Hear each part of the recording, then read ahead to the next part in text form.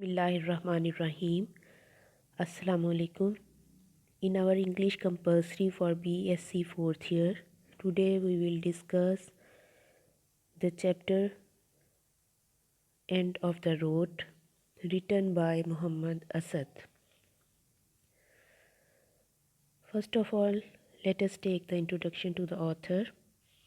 Muhammad Asad was born in an Austrian Jew family on 2nd July 1900 and passed away on 20th February 1992. After embracing Islam, he was given the name Muhammad Asad. He was a journalist, traveler, writer, political theorist, diplomat, and an Islamic scholar. He has written many books, but most famous books are The Road to Mecca and The Message of the Quran. The Message of the Quran is the most influential translation of the Holy Quran. Our today's chapter, End of the Road, is an extract from his book, The Road to Mecca. Let us move towards the chapter. We can discuss this chapter under these headings. Number 1, Journey from Europe to Jeddah. Muhammad Asad, the writer of this essay, was a European Jew. He embraced Islam and became a true Muslim. After his conversion to Islam, he traveled and worked throughout the Muslim world. Mecca had always been his goal.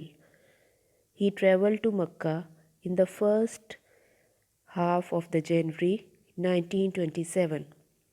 His wife Elsa was with her with the little son. He was less than 30 when he voyaged to Mecca. So when he traveled to Mecca on a ship, what were his activities on the ship? So next point is activity on the ship. यानी मक्का की तरफ Europe से जब वो ship पर जा रहे थे तो उन्होंने वहाँ क्या शिप में क्या कुछ देखा और क्या किया. For many days they voyaged through the Mediterranean. During the journey, the writer went from his cabin on the deck to the back part. The majority of the passengers were Chinese. Ship में यानी बहरी जहाज़ में उन्होंने अपने cabin से पीछे जाकर देखा तो वहाँ ज़्यादातर मुसाफिर चाइनीज़ थे. They included the craftsmen and travelers who were going back to their homes after years of hard labor in Europe. जैसे वो यूरोप में अपनी रोज़गार के लिए गए हुए थे तो अपने घरों को जा रहे थे वापस. There was a small group of Arabs from Yemen who had come on board at Marseilles. फिर वो अरब के ग्रुप से भी मिले जो यमन से सवार हुए थे, यमन से ताल्लुक़ रखते थे. They were also returning home. The noises and smells of western ports were still about them. These Arabs were returning to their countries. They were wearing turbans, कुफाया instead of western hats. जैसे ही वो ship में बैठे थे तो उन्होंने अपनी जो outlook थी यानी अपना हुलिया चेंज कर लिया था और हैट्स की जगह उन्होंने अरबी कुफाया जो पगड़ी होती है वो पहन ली थी. अराइवल इन जद्दा. जब उनका शिप जद्दा आया तो उन्होंने वहाँ क्या देखा. After the writer arrived in Jeddah, he walked for the first time through a bazaar in Jeddah. The bazaar was covered with blankets and sackcloths as protection against the scorching heat.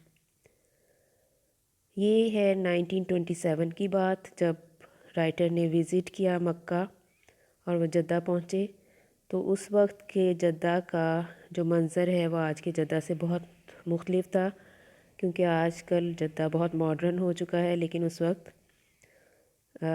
وہ ایسا نہیں تھا، بلکہ کافی حالت اس کی جو تھی ماضی میں اس چیپٹر کے مطابق کمتر اور خراب بتائی گئی ہے۔ The bazaars of Jeddah were quite in disorder.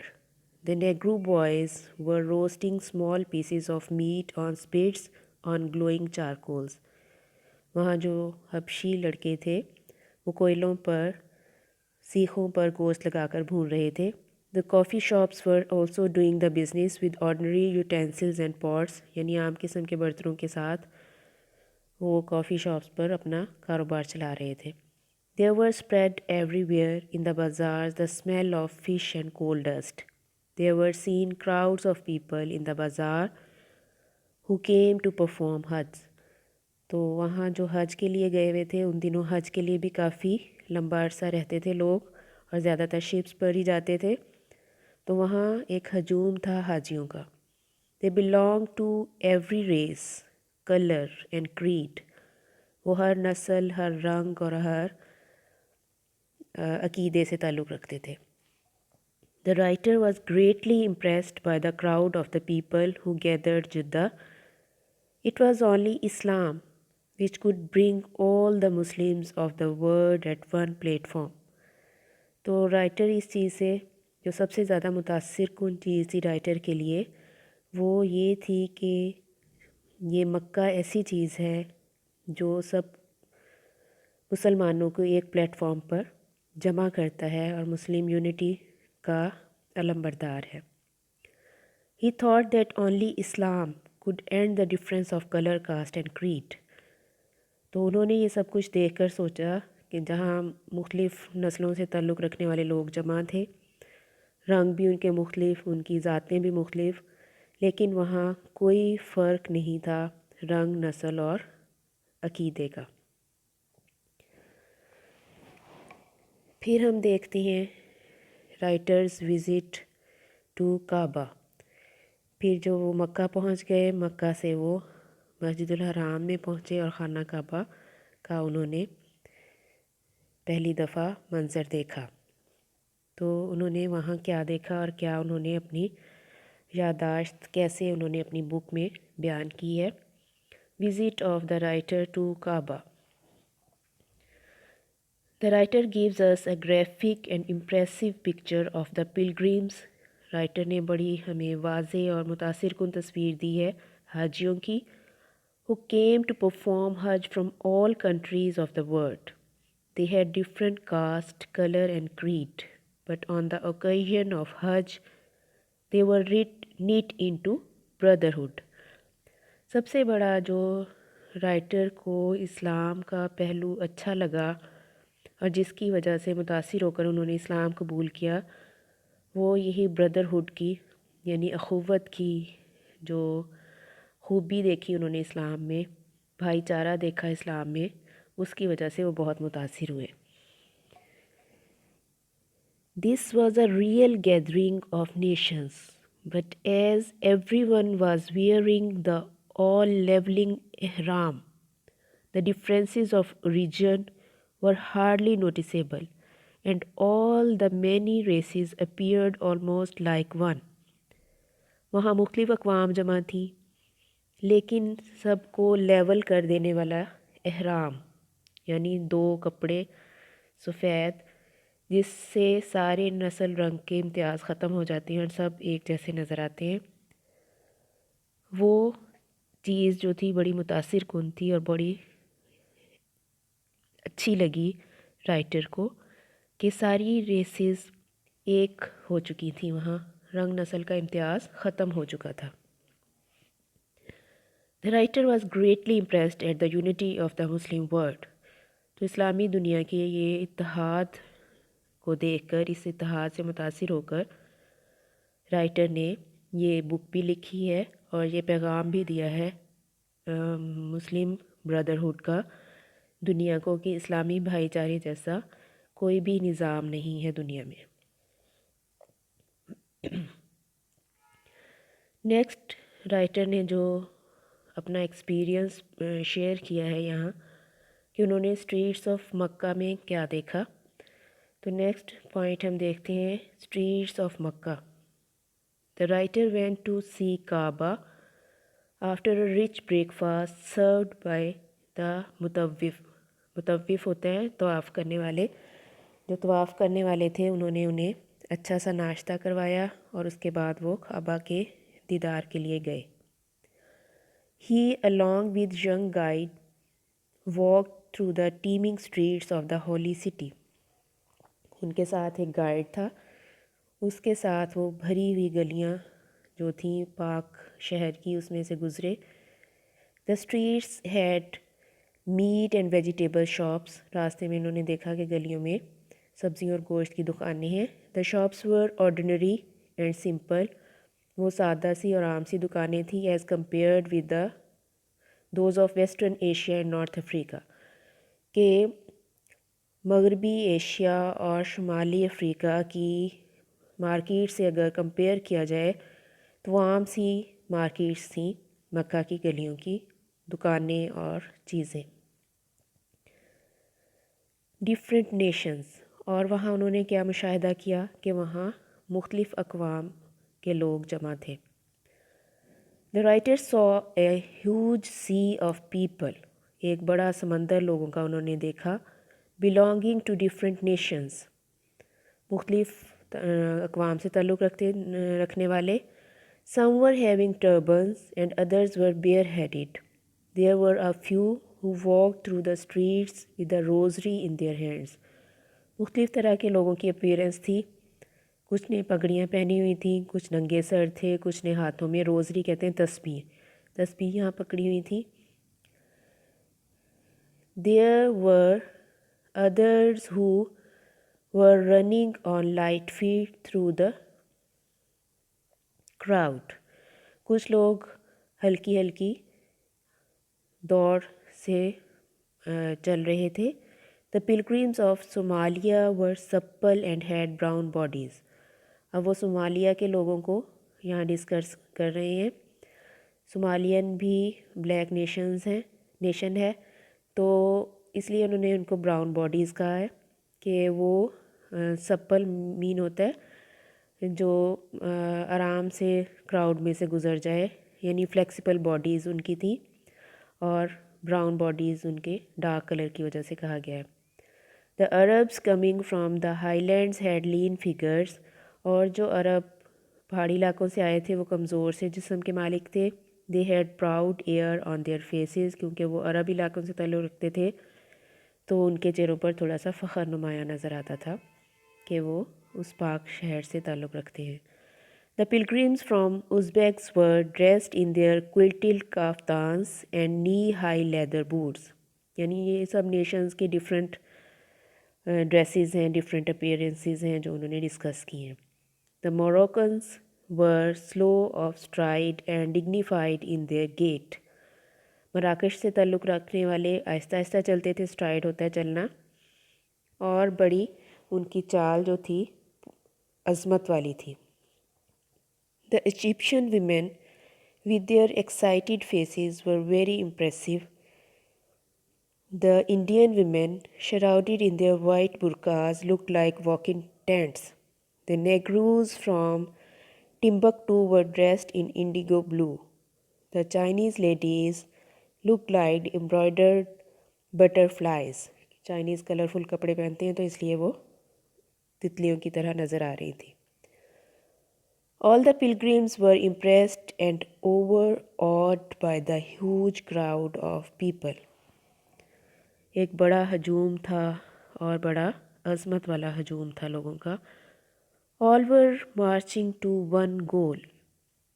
ہر ایک کا ایک ہی مقصد تھا, ایک ہی مقام تھا, ایک ہی جو کہ نظریہ تھا. The dream of their life and mission of their achievement, the Kaaba.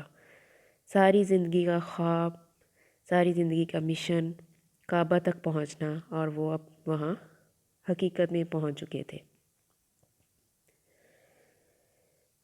پھر یہاں رائٹر نے تھوڑا سا ٹرن لیا ہے اور مسلمانوں کو بتانے کی کوشش کی ہے کہ ہر طرح کی ایجوکیشن مسلمانوں کو لینی چاہیے، اور سائنس لینا، سائنس پڑھنا یا سائنٹیفک نالج حاصل کرنا جو ہے وہ حرام نہیں ہے اسلام میں، اور نہ مسلمانوں پر، اور سائنس کسی کی اجارہ داری نہیں ہے، بلکہ ہر کوئی علم حاصل کرنے کے لیے کچھ بھی سیکھ سکتا ہے۔ تو پھر یہاں رائٹر نے تھوڑا سا پوائنٹ آف ویو ایجوکیشن کی طرف کیا ہے، اور مسلمانوں کو کچھ اس میں نصیحت کی ہے کہ سائنس از نیدر ایسٹرن نار ویسٹرن، سائنس کسی کا اجارہ نہیں ہے، کوئی بھی اس کو حاصل کر سکتا ہے، کوئی بھی سیکھ سکتا ہے، کوئی بھی اس میں کام کر سکتا ہے۔ محمد Asad, the writer of this essay, is a great scholar of Islam. He is a widely traveled person. انہوں نے بہت سفر کیے۔ He is gifted with great power of observation. انہوں نے بہت مشاہدہ کیا۔ His views on Islam are based on his deep study of Quran and Hadith.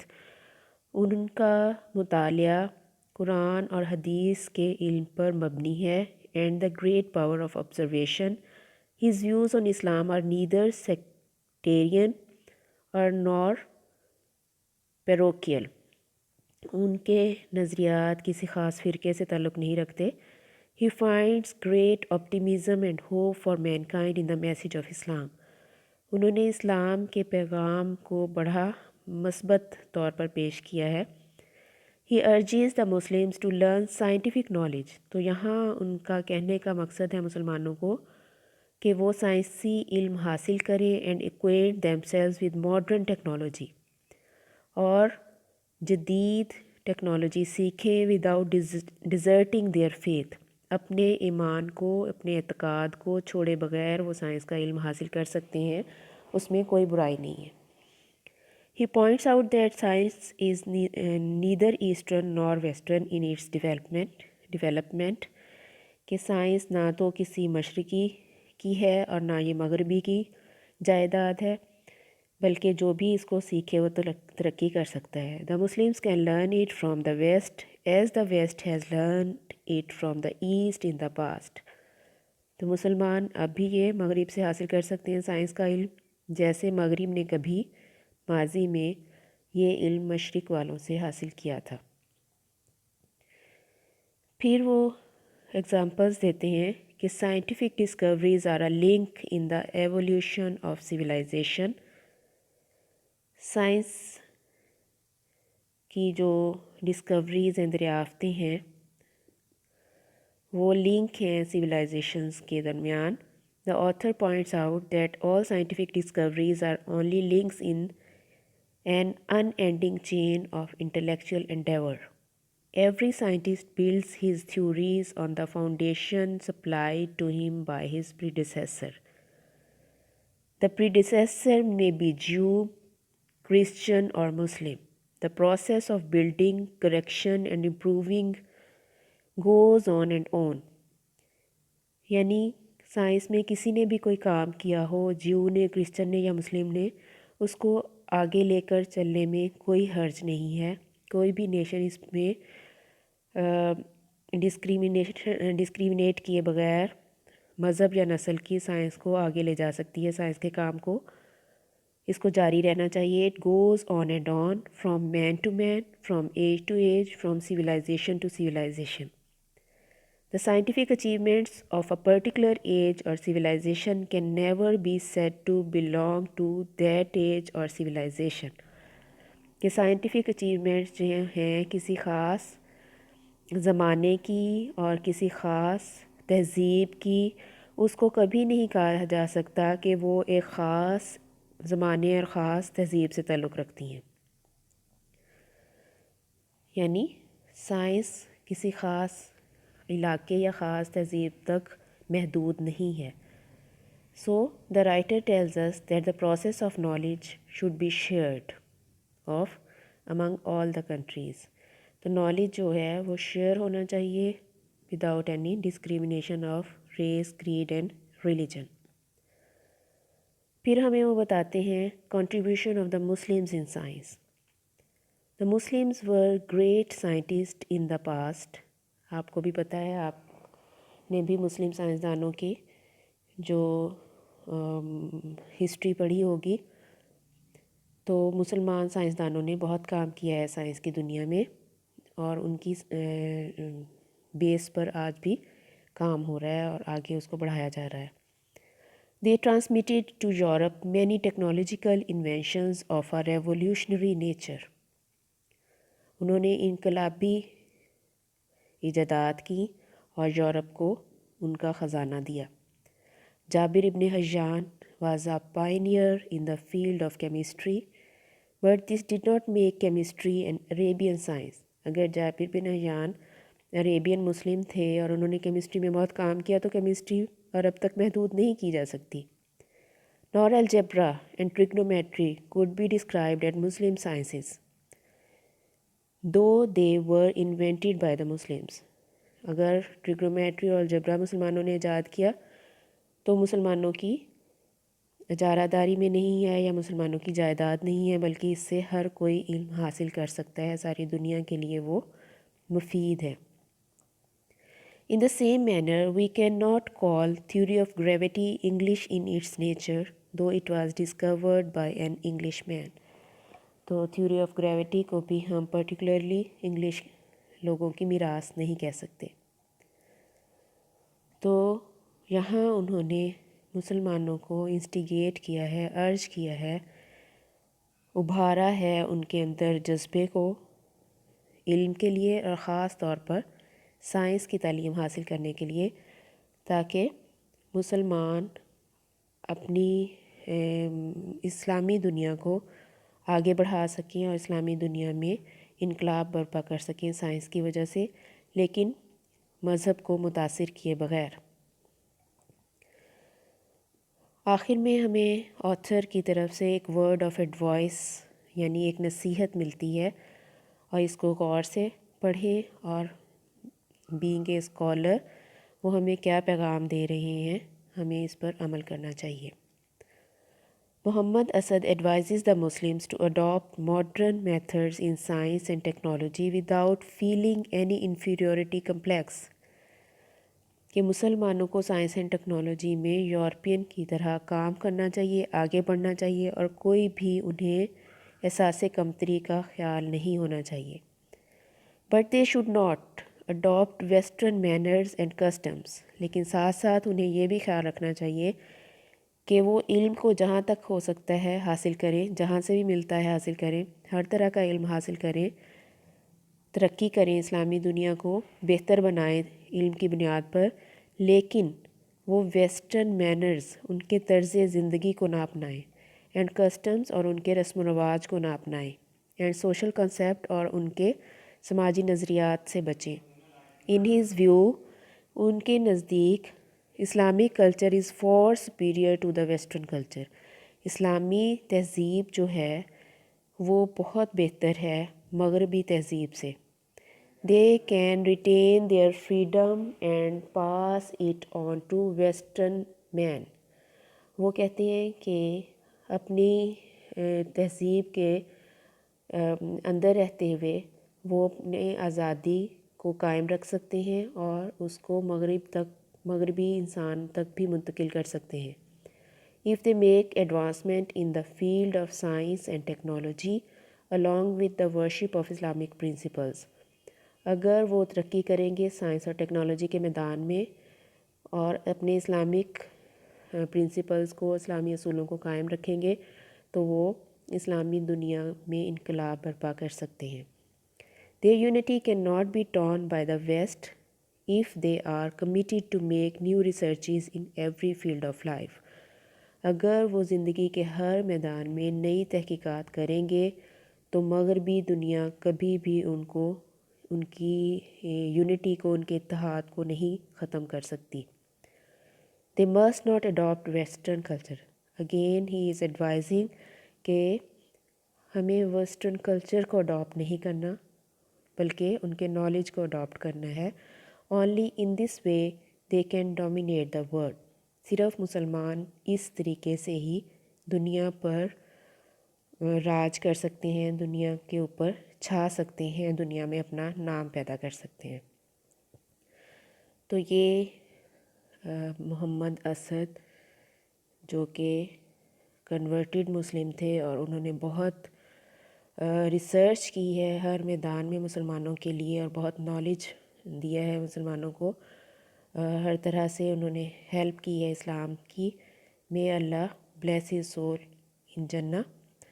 تو یہاں ہم اپنے چیپٹر کو کلوز کرتے ہیں۔ اس کے کوسچنز جو ہیں میں آپ کو سینڈ کر دوں گی، آپ نے وہ پریپیئر کرنے ہیں، ان کے اسائنمنٹس کو بہت اچھے طریقے سے بنانا ہے اور پھر مجھے وہ سینڈ کرنی ہے assignments, so that I can check them and then mark your mistakes. Okay then, Allah